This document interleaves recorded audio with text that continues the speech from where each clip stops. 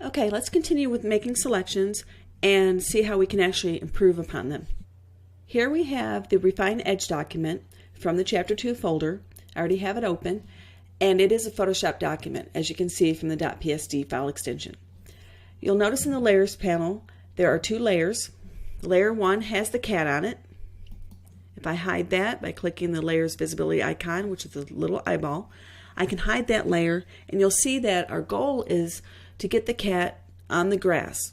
We want to make it look as real as possible to make it appear that the cat was actually sleeping in the grass when we took the picture. So you can see the cat is actually on some sort of pillow, and our goal is to remove that from the background and have our cat look like it's actually sleeping in the grass. Okay, we can start with our quick selection tool, which we used previously, and we can click and drag to get the cat. It's actually doing pretty well. And remember, if you want to remove part of a selection, pressing and holding the Alt key or Option key on the Mac will give you the minus sign. But you'll notice that the cat has whiskers sticking out. It has parts of his fur that are kind of fringy there and sticking out on the end. And it would be more realistic if we were actually able to get those items as well in our selection. So down here on the right side of our picture, you can see where our selection to get some of that fur that's sticking out, and on his left ear and the area at the top of his head. You'll also notice that the whiskers haven't been selected either, that are sticking out on the pillow. What I'm going to do is I'm going to switch my tool down to the magic wand. We worked with that earlier, and I set my tolerance to 5. So when I click on the whisker, I forgot to hold down my Shift key to add to my selection, but that's okay because I can press Command Z to get my selection back. That's Control Z on Windows. I've got my magic wand set with a 5 tolerance. If I hold my Shift key down, I get the plus sign, and I can add to my selection. Remember, the plus sign adds to the selection, and our magic wand is working on color and tone. The color of the whiskers is very close to that of the background, so I want to use a low tolerance. To help my visibility, I'm going to press the Z to call up my zoom tool. I'm going to zoom in on the whiskers. And then I'm going to go back to my magic wand, and holding my Shift key, I'm going to hit on the whiskers to grab up some of those whiskers. Now you can play with the tolerance to try and increase the amount that you're selecting at any given time. You can see there we got a pretty good selection. And remember, if you want to remove part of a selection, switching to the Alt key will give you the minus sign. Option key on the Mac. So if you get a little bit too far, you can go back with the Alt key. And like I showed you earlier when I forgot to hold my Shift key, if you get too much of a selection or you make a mistake on your selection, use Control Z or Command Z, and it will undo the last thing that you did and put your selection back to where you had it, so you don't have to start over again.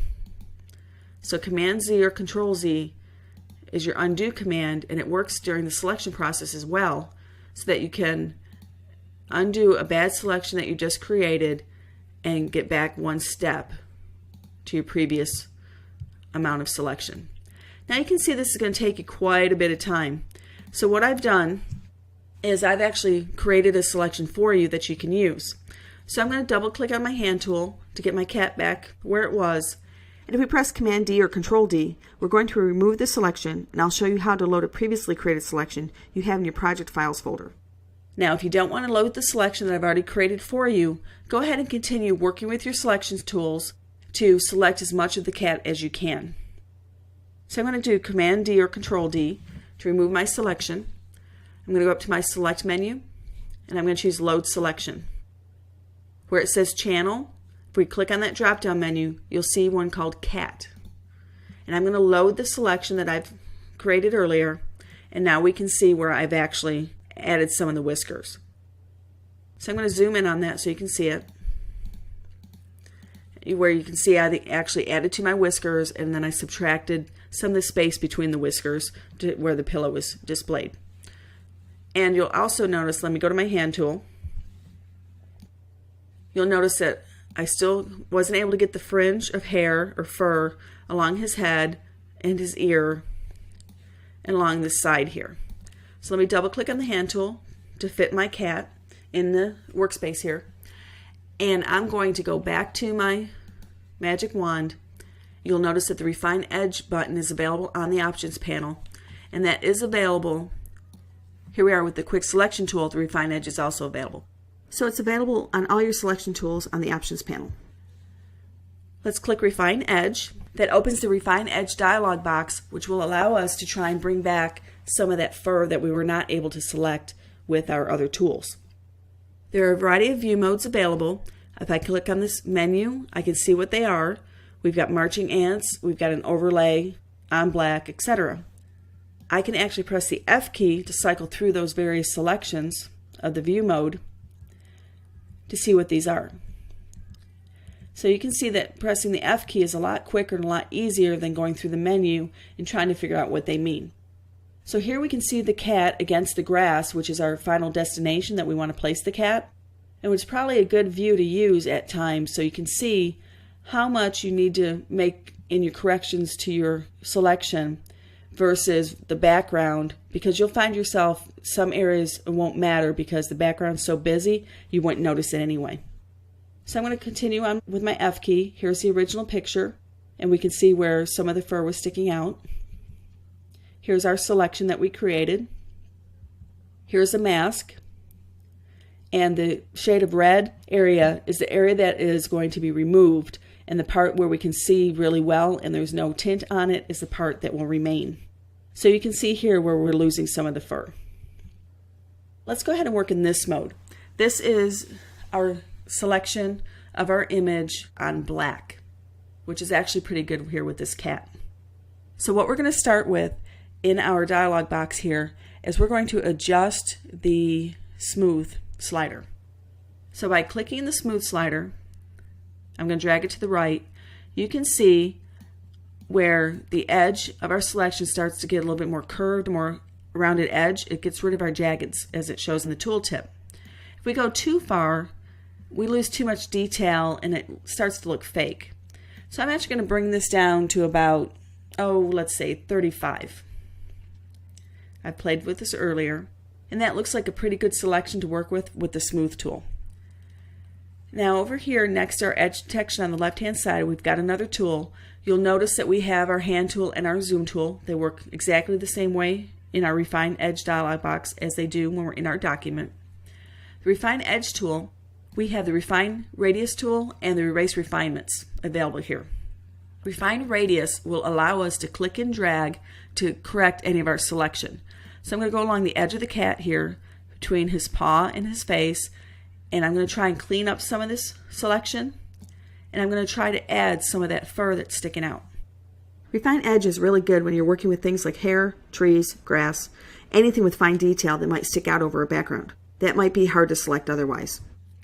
So as I click and I drag, you'll notice that it's starting to bring back some of the fur, and I could probably go around the entire cat along the edge to try and find some more of the fur. So I'm going to click over here.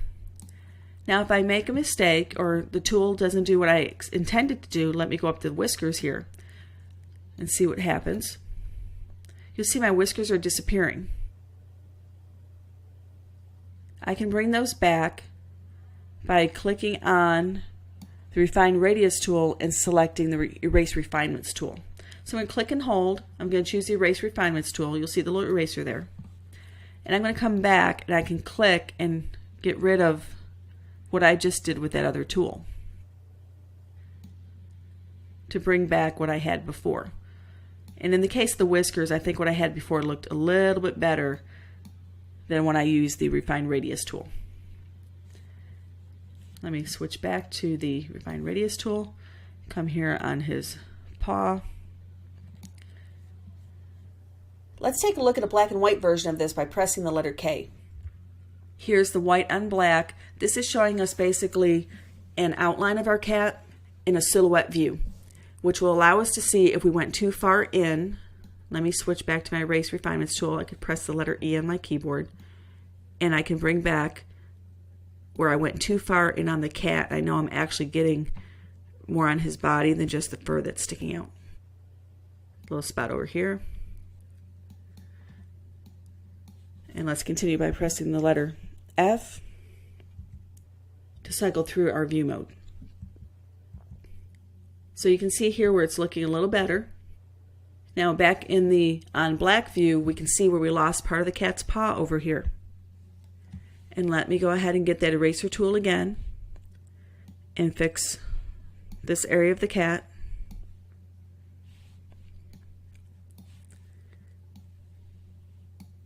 I may have to switch between tools.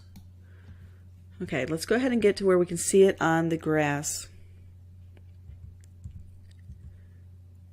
And here we've lost some of the cat's paw. You can actually see the grass coming through it, which is not a good idea. And I'm going to click and drag on the paw to bring back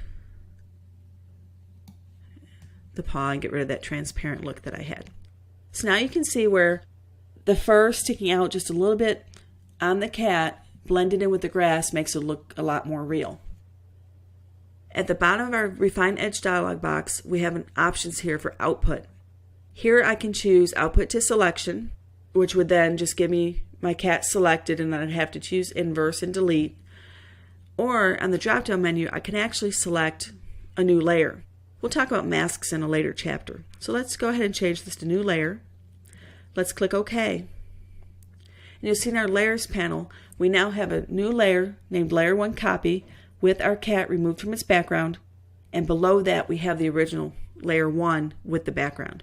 So I can toggle the visibility icon to see my before and my after to see how well I did on my selection.